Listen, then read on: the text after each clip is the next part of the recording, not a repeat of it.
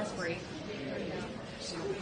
Can you help us with this package? It looks like it might be about $48 billion, $49 billion for Ukraine. Help us understand what's in here. Well, the lion's share of the package would be for backfilling United States assets. So, you know, I've heard numbers as high as 65% or more of the aid that would be needed would be really to refill. You know, if you just look at what we did to help Israel to shoot down the rockets and drones, those were a lot of American assets that were used, so we need to replenish our own supply.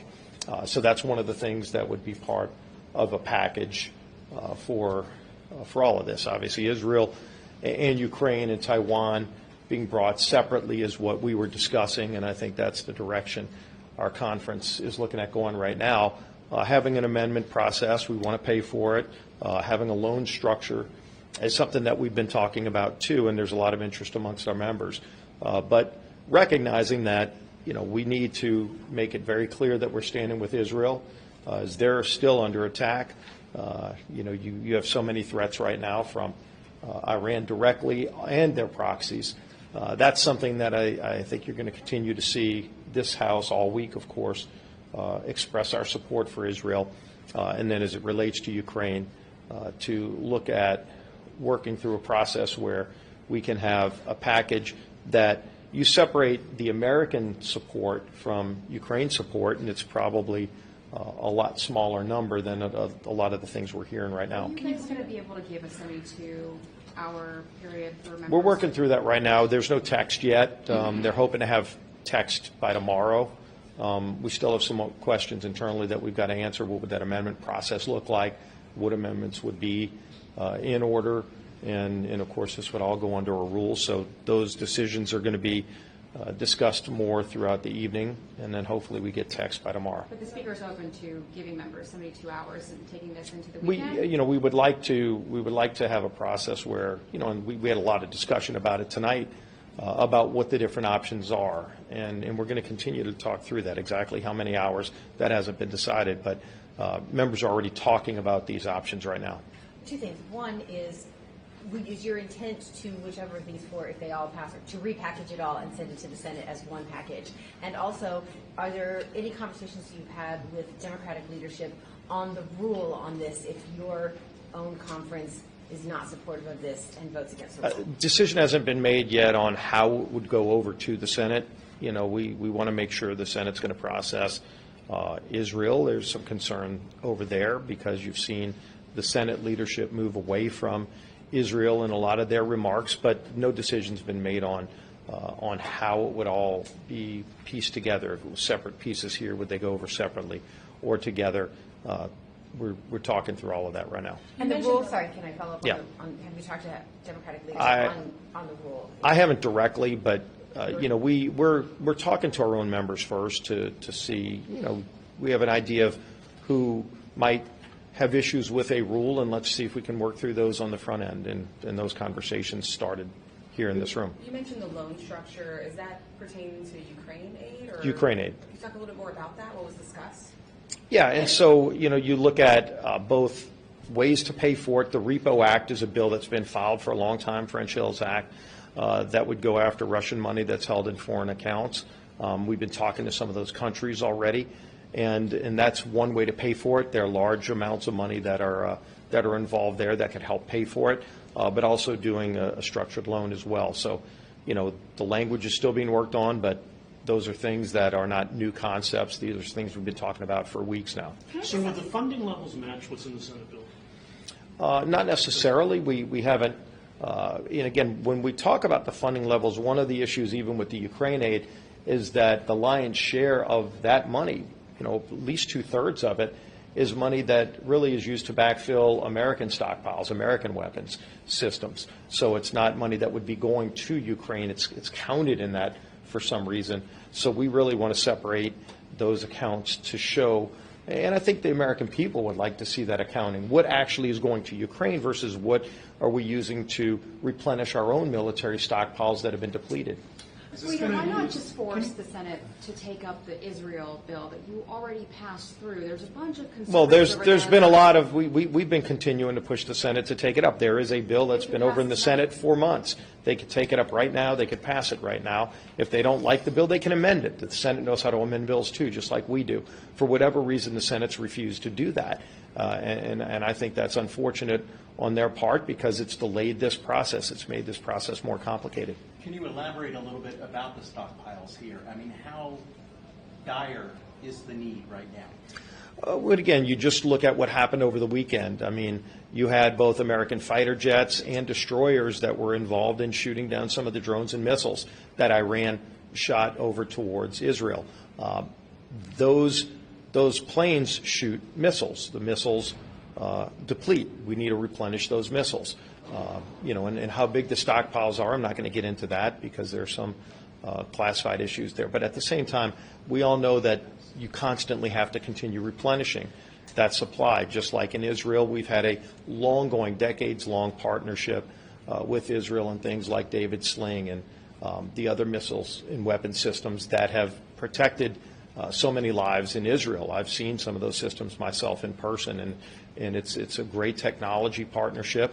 And they've been used very, very effectively to knock down missiles coming primarily from Gaza, but they're also used to knock down missiles coming from other places. Yeah, we've got a vote going on the House floor. Is border security part of this or no? We're talking about that as well. Obviously, we want to get border security done as well. So, look, we sent HR 2 over to the Senate last year, and this is a bill that would secure the border. We worked with our Border Patrol agents, ending catch and release, restoring remain in Mexico, making asylum reforms. All those things were in HR 2, been over in the Senate for months and months. The Senate refuses to take action because the Senate and the President don't want to secure the border. But we're going to continue pushing on that front, and how best to do it, we're going to continue working on it. So it may not be in this package. Hi, Speaker. Can you talk a little bit about what you just told the conference? Yes, I will. We just had a policy conference with all the House Republicans. We laid out the plan on how to finally address the supplemental situation. There are precipitating events around the globe that we're all watching very carefully, and we know that the world is watching us to see how we react.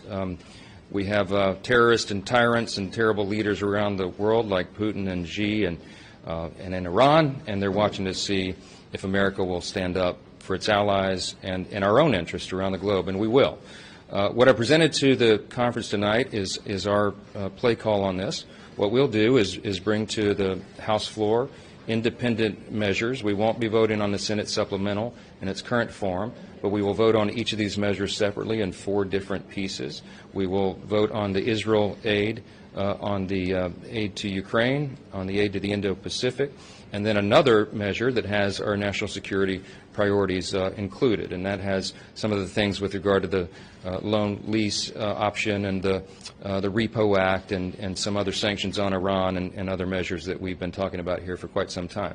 We'll also allow for an amendment process on the floor so that the regular processes and orders of the House can play out. Every member ultimately will be able to vote their own conscience on all of these matters, and everyone will have an opportunity to weigh in and bring the amendments that they think are suitable.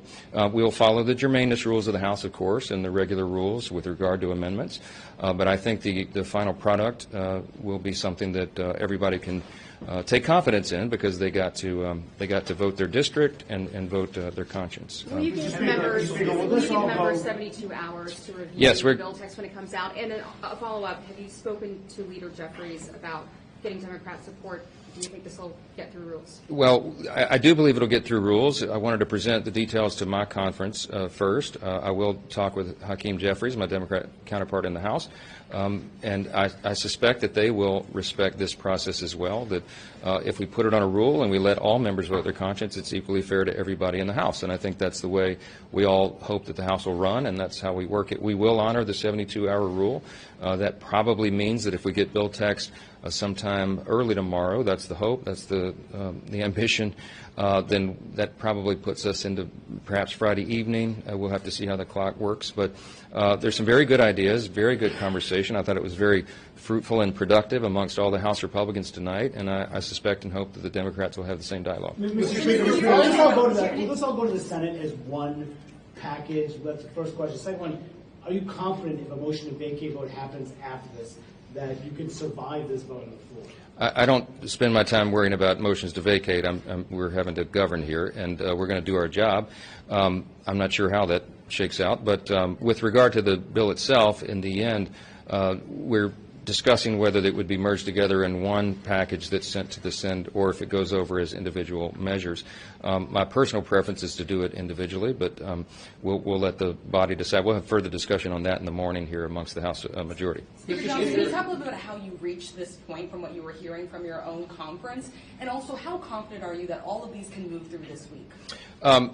I'm confident that we will let the House work its will, and the way that we came to this final conclusion is after taking in all the insight and the ideas and the opinions of all of our members. That's the way this process is supposed to work, is that we reach a consensus that way. My phone melted over the weekend, with all the members letting me know all their ideas. I apologize to them that I never have time to respond to them all, but there was a consensus that was recognized, in my view, from all the opinions that were shared, and that is that it really was the will of my colleagues to vote on these measures independently and not have them all sandwiched together as the Senate had done. And, we had a lot of heavy lifts here in the House in the last couple of months, and we finally got to this priority. It is a priority. I do expect that this will be done this week, and we'll be able to leave knowing that we've done our job here. Former President Trump endorsed this plan. Republicans who say they're hearing from constituents and have a real problem with any funding for Ukraine. And what if that bill is carried by Democrats? How do you approach that? Well, listen, the Ukraine piece is clearly on the Republican side, the most controversial one, I think, the one that has the most difference of opinion. I think there's an idea that lethal aid is different than the humanitarian aid. If you convert some of this economic assistance to a loan, that makes a lot of sense to a lot of people. But I think the American people deserve to have it explained to them why it is in America's interest to assist here. Importantly, 68% of this package is the replenishment of our own munitions, our own weapons. Those are American jobs that build upgraded weapons and ammo here, and so a lot of those things need to be explained. They need to be analyzed independently, and I think that we will probably do that here in this legislation and make it clear to people that what exactly they're voting for and why. I think that's really important for the American people. Aside from the separate bills, how does this legislation differ from what the Senate has already passed? Well, the underlying text will have some of our innovations in it with regard to accountability for the funding and some of these other measures. We've talked a lot about the loan concept, and for Ukraine, certainly on that piece, that will be a part of that.